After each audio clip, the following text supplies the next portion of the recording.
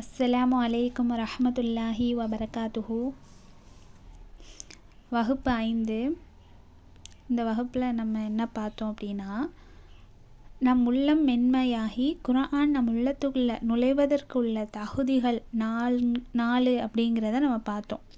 அதில் 3 தகுதிகள் என்ன என்பதை சென்ற வகுப்பில் தெரிந்து கொண்டோம். இன்ஷா அல்லாஹ் இந்த வகுப்பில் 4வது தகுதி என்ன என்பதை நம்ம பார்க்க போகிறோம். அந்த 4வது தகுதி தான் நமக்கு குர்ஆனை வாசிக்கும் பொழுது, குர்ஆனை படிக்கும் பொழுது, அதை புரிந்து கொள்ளும் பொழுது ஏற்படுகின்ற தடைகளை உடைத்தெறிந்தல். குர்ஆனை அணுகும் பொழுது, குர்ஆனை புரிந்து கொள்ள முயற்சிக்கும் பொழுது, அதை அணுக முடியாமல் புரிந்து கொள்ள முடியாமல் இருக்கக்கூடிய தடைகளை நம்ம உடைக்க வேண்டும். இந்த தடைகளை தகர்த்தல் அப்படிங்கிற செய்தியை பொறுத்த வரைக்கும் அல்லாஹ் 29வது அத்தியாயம் 69வது வசனத்தில் சொல்கிறான், நம்முடைய பாதையில் யார் ஜிஹாது செய்கிறார்களோ, முயற்சி செய்கிறார்களோ அவர்களுக்கு நமது வழிகளை நாம் காட்டுவோம் என்று அல்லாஹ் சொல்கிறான். ஜிஹாத் என்பது அதனுடைய விளக்கம் என்ன அப்படின்னா, முயற்சி செய்தல், ஒரு விஷயத்தில் ஈடுபாடோடு செய்யக்கூடிய ஒரு முயற்சியை தான் ஜிஹாத் அப்படின்னு சொல்லுவோம். எந்த ஒரு விஷயமாக இருந்தாலும் அதற்கு நாம் போடக்கூடிய அந்த எஃபெக்ட் நாம் சரியாக கொடுத்தால்தான் அதற்குரிய பலனும் நமக்கு சரியாக கிடைக்கும் என்பதை நாம் தெரிந்து கொள்ள வேண்டும். உதாரணத்திற்கு நாம் இப்போ ஒரு டீ போட போகிறோம் அல்லது ஒரு சமையல் செய்ய போகிறோம் அப்படின்னா, இப்போ டீ நல்லா கிடைக்கணும் அப்படின்னா அதற்கு செய்யக்கூடிய முயற்சிகள், பால் அடுப்பில் வச்சு காய்ச்சணும், தண்ணீர் இவ்வளோ தான் ஊற்றணும், சர்க்கரை இவ்வளோ தான் போடணும், தேயிலை இவ்வளோ அளவு தான் போடணும், இஞ்சி போட்டால் கொஞ்சம் நல்லாயிருக்கும், சுக்கு போட்டால் நல்லாயிருக்கும் என்று இது மாதிரியான முயற்சிகளை செய்து நாம் அதை தயாரிக்கும் பொழுது தான் சுவையான ஒரு டீயை நாம் அருந்த முடியும். அதுபோல் இப்போ நமக்கு தயிர் வேணும் அப்படின்னா அதுக்குள்ள எஃபெக்ட் நம்ம எப்படி போடுறோம், பாலை காய்ச்சிரும், அதில் ஒரே மோர் ஊற்றி வைக்கிறோம், அதை நல்லா கிடையிறோம், இப்போ தயிராக மாறுது. இப்போ வெண்ணெய் வேணும்னா அதை கடைஞ்சி வெண்ணெய் எடுக்கிறோம், நெய் வேணும்னா அதுக்குள்ள பக்குவத்தில் நம்ம அதை செய்கிறோம். அதுபோல் நம்ம செய்யக்கூடிய ஒவ்வொரு விஷயமாக இருந்தாலும் அதற்குரிய முயற்சிகளை நம்ம செய்து கொண்டே இருக்க வேண்டும். அந்த முயற்சியை தான் அரபியில் ஜிஹாத் அப்படின்னு சொல்கிறோம். அப்போ நம்ம குர்ஆனோடு நெருங்க வேண்டும் என்றால் அதில் எவ்வளவு எஃபெக்ட் முயற்சி போட முடியுமோ அவ்வளவு முயற்சிகளை நம்ம போடணும். அப்போ இந்த முயற்சிகளை மேற்கொள்ளும் போது அதில் நிறைய தடைகள் வரும். நாம் முயற்சி செய்யும்போது நமக்கு ஏற்படக்கூடிய தடைகளை நம்ம தகர்த்து நம்ம எப்படி முன்னேறுறோம் என்பதில் பொறுத்து தான் நம்ம குர்ஆனை எப்படி கற்கிறோம், எப்படி அதை பார்வையிடுறோம் என்பதில் இருக்குது. நிறைய தடைகள் இருக்குது. அதில் முக்கியமான தடைகள் பற்றி அல்லாஹ் சொல்கிறான். குர்ஆனை கற்கிற விஷயத்தில் நமக்கு நிறைய தடைகள் வரும், தடங்கள் வரும். அதில் உள்ள தடைகள் அல்லாஹ் சொல்கிறான். 16வது அத்தியாயம் 98வது வசனத்தில், நீங்கள் குர்ஆனை ஓதினால் விரட்டியடிக்கப்பட்ட ஷைத்தானிடமிருந்து அல்லாஹ்விடம் பாதுகாப்பு தேடிக்கொள்ளுங்கள் என்று அல்லாஹ் சொல்கிறான். பொதுவாகவே நம்ம குர்ஆனை ஓதும் பொழுதே சிறிய வயதிலிருந்து நம் பள்ளியிலிருந்து மதரசாவிலிருந்து நான் படித்து வரக்கூடிய ஒரு விஷயம் என்ன அப்படின்னா, குர்ஆனை ஓதணும்னா அதுக்கு முன்னாடி அவுது பில்லாஹி மினஷ் ஷைத்தானிர் ரஜீம் என்று சொல்லணும் அப்படின்னு நம்ம சின்ன வயசுலேருந்தே படித்து வந்திருப்போம். அதனால் யார் சொன்னாலும் சொல்லாட்டியும் குர்ஆனை ஓதும்போது நம்ம என்ன சொல்லுவோம், அவுது பில்லாஹி மினஷ் ஷைத்தானிர் ரஜீம் என்று சொல்லுவோம். அது சிறிய வயதிலேருந்து நமக்கு பழக்கப்பட்ட ஒன்றாக தான் இருக்குது. ஆனால் அந்த அவுது பில்லாஹி மினஷ் ஷைத்தானிர் ரஜீம் சொல்லும்போது நம்ம எப்படி சொல்கிறோம், எந்த உணர்வோடு சொல்கிறோம், ஷைத்தானிடமிருந்து பாதுகாப்பு வேண்டும் என்ற உணர்வோடு நம்ம சொல்கிறோமா, இல்லை வெறுமனே சும்மா அவுது பில்லாஹி மினஷ் ஷைத்தானிர் ரஜீம் என்று சொல்கிறோமா என்பதை நம்ம கவனிக்க வேண்டிய விஷயமா இருக்குது.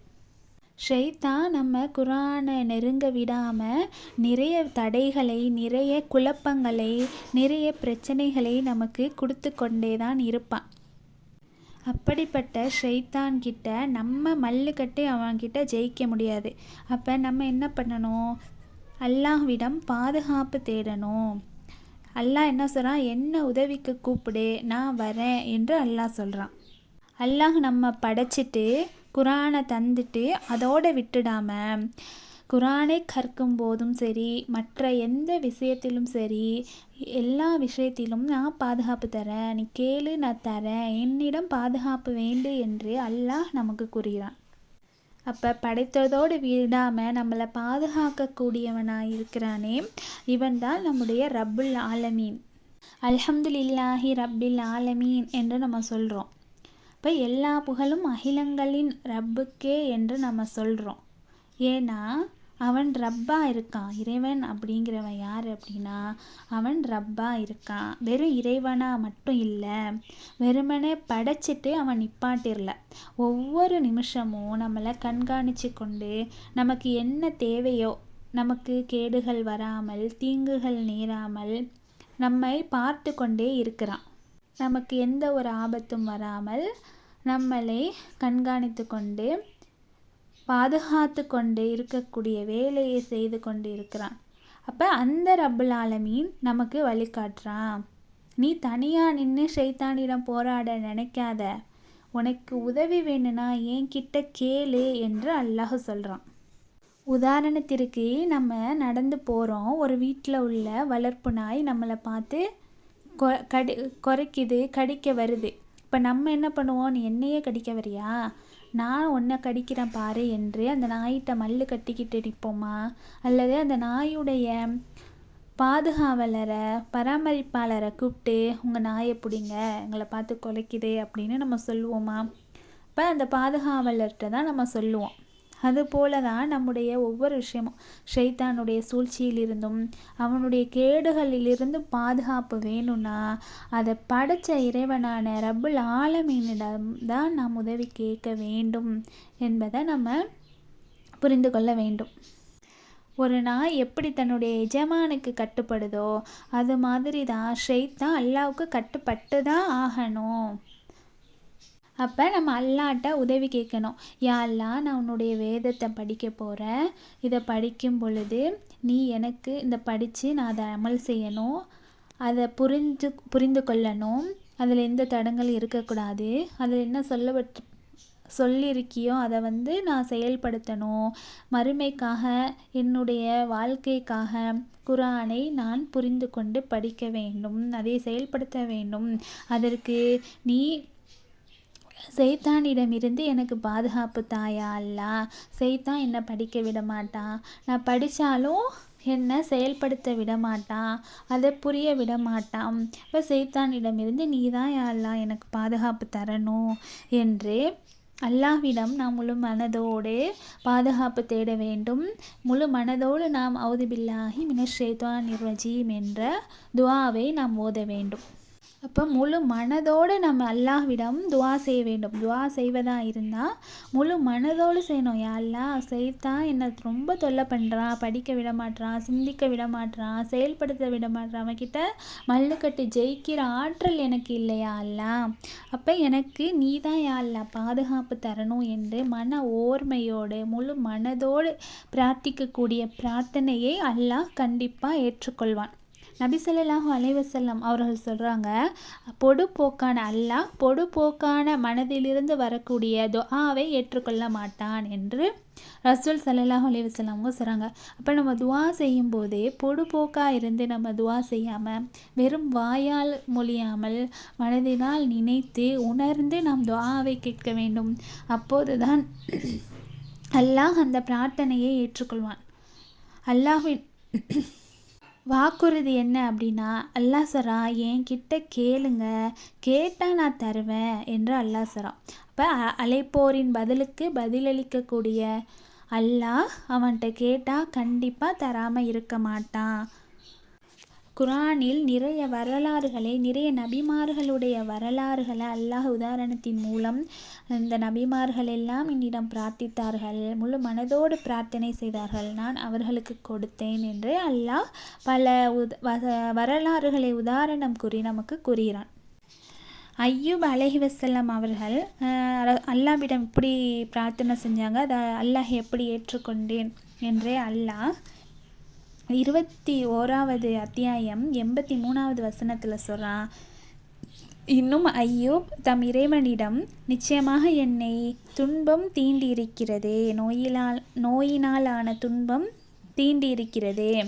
இறைவனே, கிருபை செய்வர்களெல்லாம் நீயே மிக கிருபை செய்பவனாக இருக்கின்றாய் என்று பிரார்த்தித்த போதே நாம் அவருடைய பிரார்த்தனையை ஏற்றுக்கொண்டோம். அவருக்கு ஏற்பட்டிருந்த அவருடைய துன்பத்தையும் நீக்கிவிட்டோம். அவருடைய குடும்பத்தையும் பின்னும் அதை போன்ற ஒரு தொகையினரையும் அவருக்கு குடும்பமாக நாம் கொடுத்தோம். இது நம்மிடம் இருந்துள்ள அருளாகவும் நம்மை வணங்குபவர்களுக்கு நினைவூட்டுதலாகவும் இருக்கிறது என்று அல்லாஹ் சொல்லி காட்டுறான். இப்போ ஐயூப் அலைஹிஸ்ஸலாம் அல்லாஹ்ட்ட நோய்வாய்ப்பட்டு துவா செய்கிறாங்க. அல்லாஹ் அந்த நோயை குணப்படுத்துகிறான்.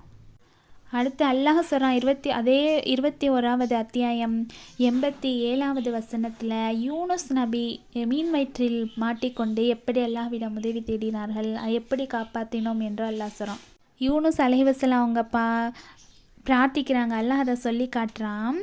எனவே அவர் யூனுஸ் அலைஹிஸ்ஸலாம் மீன் வயிற்றில் ஆழ்ந்த இருள்களிலிருந்தே, உன்னை தவிர வணக்கத்திற்குரிய இறைவன் யாரும் இல்லை, நீ மிகவும் தூய்மையானவன், நிச்சயமாக நான் அநியாயக்காரர்களில் ஒருவனாகிவிட்டேன் என்று பிரார்த்தித்தார்.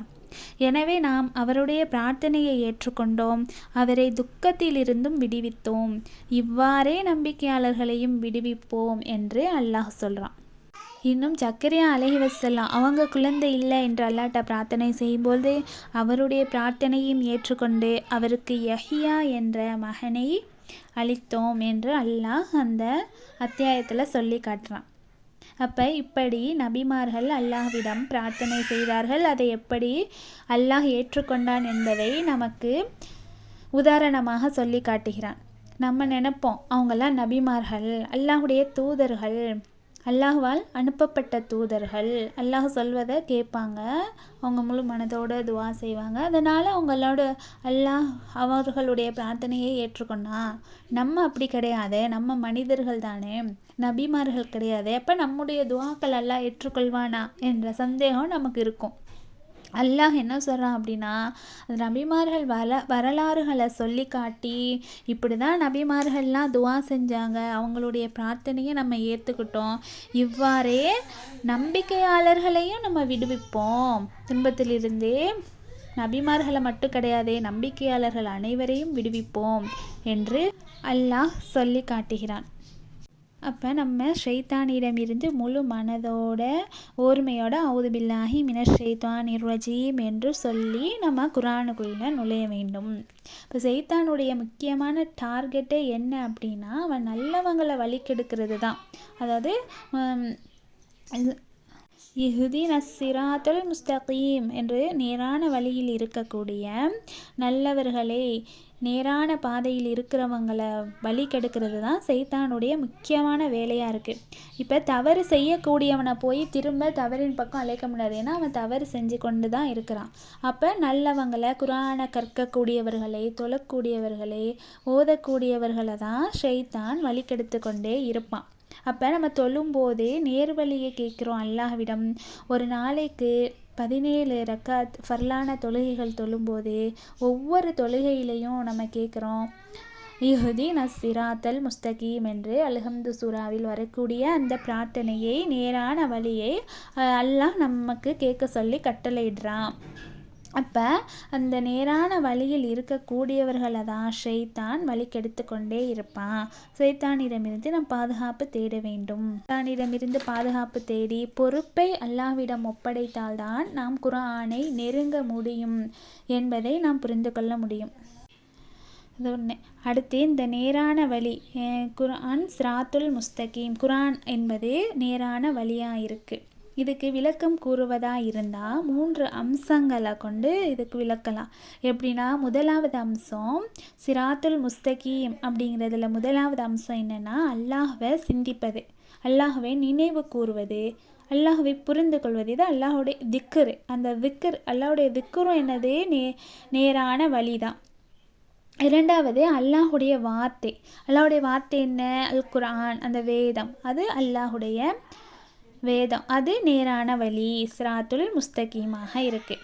அடுத்து 3வது ஒரு விஷயம் என்னென்னா, அல்லாஹுடன் நடத்துகிற உரையாடல், அதுவும் என்ன நேரான வழியாக தான் இருக்குது. உதாரணத்துக்கு தொழுகையின் மூலம் நாம் ஓதக்கூடிய ஒவ்வொரு விஷயங்களும் அல்லாஹ்விடம் நடத்தக்கூடிய உரையாடலாக இருக்குது. இப்போ தொழுகை அப்படிங்கிறது அது நேரான வழியாக இருக்குது. ஷைத்தானுடைய எல்லா வேலைகள் குறித்தும் சொல்லப்படலை ஹதீஸ்களில்.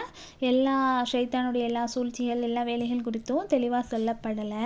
ஆனால் இந்த 3 விஷயங்கள் குறித்தே பாயிண்டாக சொல்லப்பட்டிருக்கு.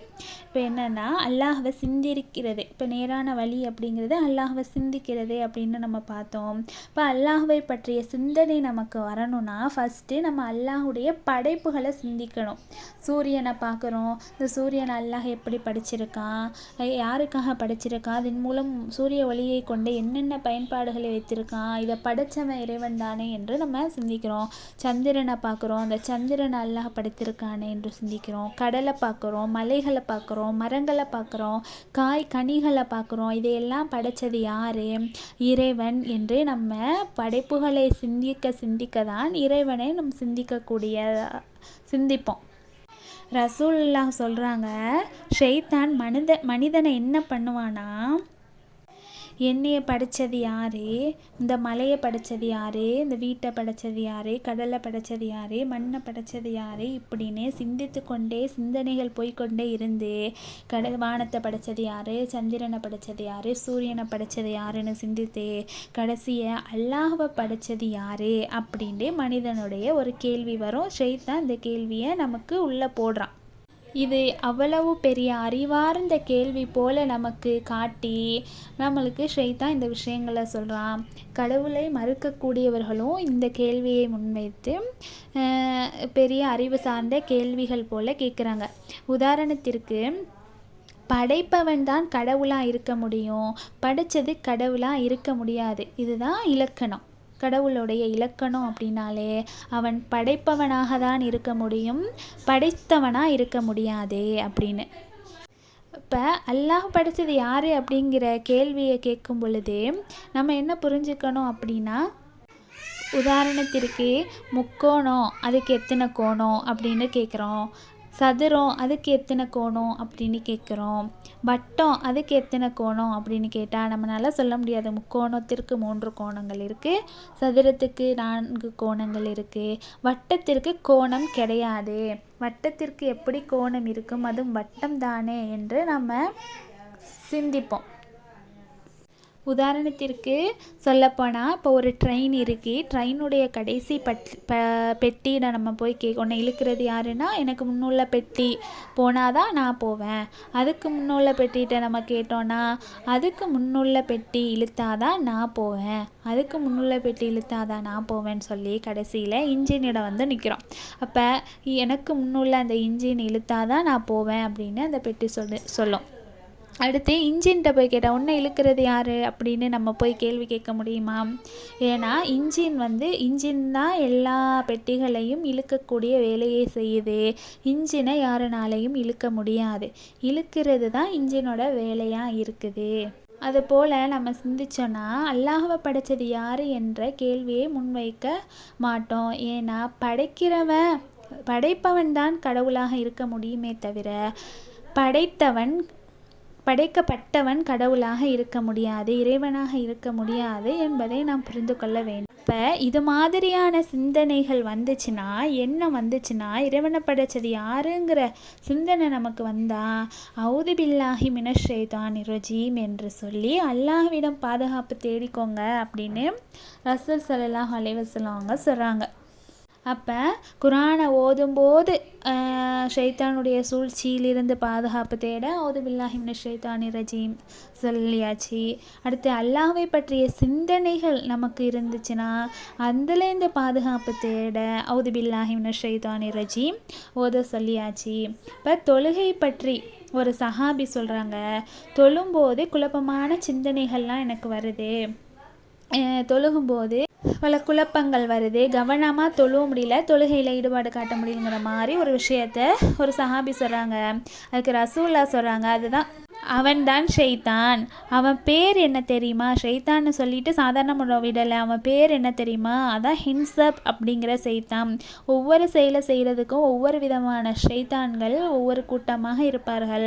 இப்போ தொழும்போது ஏற்படக்கூடிய ஊசலாட்டங்கள், தொழும்போது வரக்கூடிய மற்ற சிந்தனைகள், தொழுகையில் கவனமின்மை போன்ற விஷயங்களுக்காக, அதை வழிகெடுப்பதற்காக ஹின்சப் என்ற ஷைத்தான் இருப்பான்.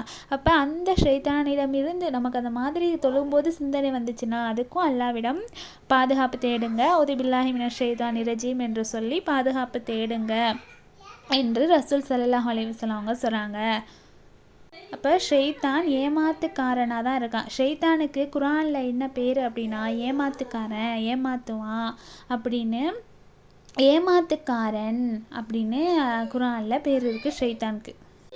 ஆதம் அலைஹிவஸலாம் அவர்களை ஏமாத்துறான். ஆதம் அலைஹிவஸலாமையும் ஹவ்வா அலைஹிவஸலாமையும் சொர்க்கத்தில் இருக்கிற அந்த கனியை பறித்து சாப்பிடுங்க, இதனால் நீங்கள் மலக்குடைய அந்தஸ்துக்கு உயர்த்தப்படுவீங்க அல்லது சொர்க்கத்திலேயே தங்கிடுவீங்க நிரந்தரமானு பொய் சொல்லி ஏமாத்து வேலையை பார்த்தான் ஷைத்தான்.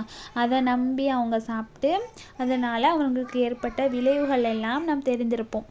இப்போ ஷைத்தானுடைய வேலையே என்னவா இருக்குது? ஏமாற்றுறதா தான் இருக்குது என்பதை நம்ம புரிஞ்சுக்கணும். அப்போ ஷைத்தான் என்பவன் ஏமாற்றுபவனாக இருக்கிறான். அல்லாஹுடைய வாக்குறுதி தான் உண்மையானதாக இருக்குது. அப்போ ஷைத்தான் மனிதர்களோடு நடத்துகிற உரையாடல் பற்றி அல்லாஹ் 17வது அத்தியாயம் 22வது வசனத்தில் சொல்கிறான். தீர்ப்பு கூறப்பட்டதும் மறுமையில் இவர்கள் பற்றி தீர்ப்பு கூறப்பட்டதுக்கப்புறம் ஷைத்தான் அந்த மனிதர்களை நோக்கி சொல்வானா, நிச்சயமாக அல்லாஹ் உங்களுக்கு உண்மையான வாக்குறுதியை வாக்களித்தான். அல்லாஹ் அவனுடைய வாக்குறுதி உண்மையாக இருந்துச்சு, அவன் உண்மையை தான் சொன்னான், உண்மையான வாக்குறுதியை வாக்களித்தான். ஆனால் நானும் உங்களுக்கு வாக்களித்திருந்தேன், ஆனால் நான் உங்களுக்கு கொடுத்த வாக்கில் மாறு செய்து விட்டேன். நான் உங்களுக்கு வாக்களித்தேன், ஆனால் நான் உண்மையான வாக்குறுதி கொடுக்கல, மாறு செஞ்சிட்டேன். நான் உங்களை கூப்பிட்டேன், அதாவது தீமை செய்கிறதுக்கு சைத்தான் நம்மளை கூப்பிடுறான். நான் உங்களை கூப்பிட்டேன், நீங்கள் என் பின்னாடி வந்துட்டீங்க. அதை தவிர உங்கள் மேலே எனக்கு எந்த அதிகாரமும் கிடையாது. ஆகவே நீங்கள் என்னை திட்டாதீங்க, உங்களையே நீங்கள் திட்டிக்கிறங்க அப்படின்னு அல்லாஹ் சொல்கிறான். என் மேலே கோவப்படாதீங்க, உங்கள் மேலேயே நீங்கள் கோப்பிட்டுங்க. நான் உங்களை தான் கூப்பிட்டேன், நீங்கள் தான் வந்தீங்க, அதுக்கு நான் பொறுப்பு கிடையாது. என்ன திட்டாதீங்க, என்ன ஏசாதீங்க, என்கிட்ட கோச்சிக்காதீங்க, உங்களையே நீங்கள் கோச்சிக்குங்க, உங்களையே திட்டிக்குங்கன்னு சைத்தான் நம்மளை பார்த்து, அதாவது இந்த நரகவாசிகளை பார்த்து சைத்தான் சொல்லுவானா மறுமையில், நான் உங்களை கூப்பிட்டேன் தான், நான் உங்களை காப்பாற்ற முடியாது, அதுபோல் நீங்களும் என்னை காப்பாற்ற முடியாது. அப்போ ஷைத்தான் நமக்கு தவறான சிந்தனைகளை போடுறது தான் அவனுடைய வேலையாக இருக்கும். அதை ஃபாலோ பண்ணிக்கிட்டு நம்ம போனோம் அப்படின்னா நமக்கு தான் பிரச்சனை வருமே தவிர அவனுக்கு அது லாபமாக தான் இருக்கும். ஷைத்தான் நம்ம மனதில் ஒரு எண்ணத்தை தான் போடுவான், இந்த மாதிரி படம் பாரு, சாங்கு கேளு, சினிமா பாட்டு கேளு அப்படின்னு ஷைத்தான் தான் நம்மளுக்கு சிந்தனைகளை ஏற்படுத்துவான். ஆனால் நம்ம தான் என்ன பண்ணுறோம், எடுத்து படம் பார்க்குறோம், டிவி பார்க்குறோம், சாங்கு கேட்குறோம். இப்போ ஷைத்தான் இந்த மாதிரிலாம் சொல்லுவானே, அவன் பேச்சை கேட்டு நம்ம பண்ணுறோமே. இப்போ ஷைத்தானை ஜெயிக்கிறது தான் நம்முடைய முக்கியமான வேலையாக இருக்குது. ஷைத்தானுக்கு கட்டுப்பட்டு அவன் பின்னால் போகக்கூடாது, அவனுக்கு மாறு செஞ்சு அவனை ஜெயிக்கணும், அதுதான் நம்முடைய உண்மையான டார்கெட்டாக இருக்கும். இப்போ ஷைத்தான் நமக்கு இது மாதிரியான சூழ்ச்சிகளை செய்து கொண்டு தான் இருக்கான். இப்போ அந்த ஷைத்தானுடைய சூழ்ச்சியை முறியடிக்கணும்னா அதற்கு அல்லாஹ்விடமிருந்து நான் பாதுகாப்பு தேடணும். அல்லாஹ்விடமிருந்து பாதுகாப்பு தேடி நம்ம அவனை முறியடிக்கிறது மிக சுலபமானதாக இருக்குது. அல்லாஹுடைய உதவியோடு சைத்தானை ஜெயிக்கிறது அப்படிங்கிறது மிக எளிதான ஒன்றாக இருக்குது. அல்லாஹ் 4வது அத்தியாயம் 76வது வசனத்தில் சொல்கிறான், நம்பிக்கை கொண்டவர்கள் அல்லாஹ்வின் பாதையில் போர் செய்கிறார்கள், நிராகரிப்பவர்கள் ஷைத்தான் பாதையில் போர் செய்கிறார்கள். ஆகவே நம்பிக்கையாளர்களை நீங்கள் சைத்தானின் நண்பர்களுக்கு எதிராக போர் புரிங்க, நிச்சயமாக சைத்தானின் சூழ்ச்சி பலவீனமானதாகும் என்று அல்லாஹ் நமக்கு ஒரு வாக்குறுதியை தரான். அப்போ ஷைத்தானை ஜெயிக்கிறது கஷ்டம் அப்படின்னு நம்ம நினைத்து கொண்டு இருப்போம். அல்லாஹ்விட உதவியோடு அல்லாஹ்விடம் பாதுகாப்பு தேடி நம்ம சைத்தானை ஜெயிப்பது என்பது மிக எளிதான விஷயமா இருக்குது. என்பதை அல்லாஹ் அந்த வசனத்தின் மூலம் சொல்கிறான். அப்போ குர்ஆனுக்குள்ளே நம்ம நெருங்கிறதுக்கு முன்னால் நம்ம கவனிக்க வேண்டிய அம்சங்கள் என்ன அப்படின்னு பார்த்தா, ஒன்று பணிவு. குர்ஆனுக்கு முன்னால் நம்ம பணிந்து விடணும். நம்ம தான் பெரிய ஆள், நம்ம நினச்சா எதுவுமே கிடையாது என்ற எண்ணம் இல்லாமல் பணிவு நமக்கு வரணும். அடுத்து ரெண்டாவது, அதை படிப்பதை செயல்படுத்துகிற மனநிலை நமக்கு இருக்கணும். அடுத்து முன் முடிவு இல்லாமல் குர்ஆனை அணுகணும். நம்ம முன்னாடியே ஒரு விஷயத்தை நினச்சிக்கிட்டு இதுதான் குர்ஆன் சொல்லுது என்று முன்முடிவு இல்லாமல் குர்ஆனை அணுக வேண்டும். நான்காவது என்னென்னா, அந்த மூன்றையும் செயல்படுத்த விடாமல் தடுக்கக்கூடிய ஷைத்தானின் சூழ்ச்சியை விட்டு பாதுகாப்பு தேடுறது. இந்த 4 விஷயங்களும் குர்ஆனுக்குள்ளே போகிறதுக்கு முன்னாடி, குர்ஆனை அணுகிறதுக்கு முன்னாடி நம் கடைப்பிடிக்க வேண்டிய முக்கியமான விஷயங்களாக இருக்குது. இப்போ இதை தான் இந்த வகுப்பில் நம்ம பார்த்தோம். அஸ்ஸலாமு அலைக்கும் வரஹ்மத்துல்லாஹி வபரகாத்துஹு.